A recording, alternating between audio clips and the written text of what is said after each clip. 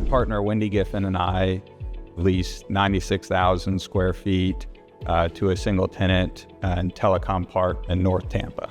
The current tenant that was occupying the buildings gave us notice that they were no longer going to renew. And that's when my partner and I and the landlord really kicked it into gear to figure out how do we market such a large facility. It's unique. It's built specifically for healthcare and for one tenant.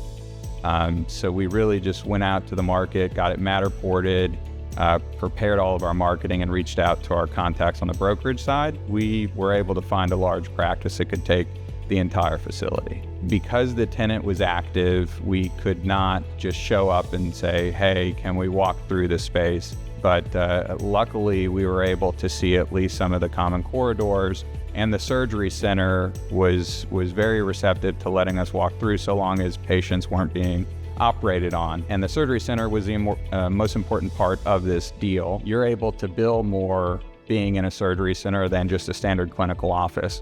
So having access to a surgery center is really important for a lot of these groups. So we had to deal with, do we transfer the license, or do we give enough time to where the incoming tenant can deal with relicensing and bringing the facility up to code? Ultimately, that's the route that we took. So it worked out well and saved time and money for the group. 111,000 square foot, 13-year transaction. Originally, process started December of 2019, all the way down to the end in 2022 on a lease at a different building. Got put on hold for various reasons. Back to life in late 2023, transaction signed March 2025.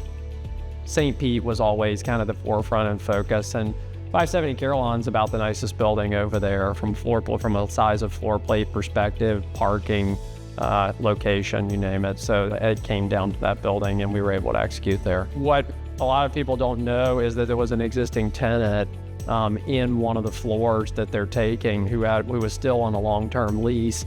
Through COVID, remote work, they didn't have a lot of people coming in the office, but the landlord wasn't going to just unilaterally terminate their lease. We were able to get through to the other tenant that was in the building, connect them with the landlord. They were able to successfully negotiate a buyout with the landlord, getting them out of the way, which they will facilitate the transaction. A lot of emotions, ups and downs, but again, they were pretty consistent that it was going to happen, and just because of some things that changed internally at the company about 3.5 years ago, it was put on hold, but it did come back to life just like they said, and it ended up happening.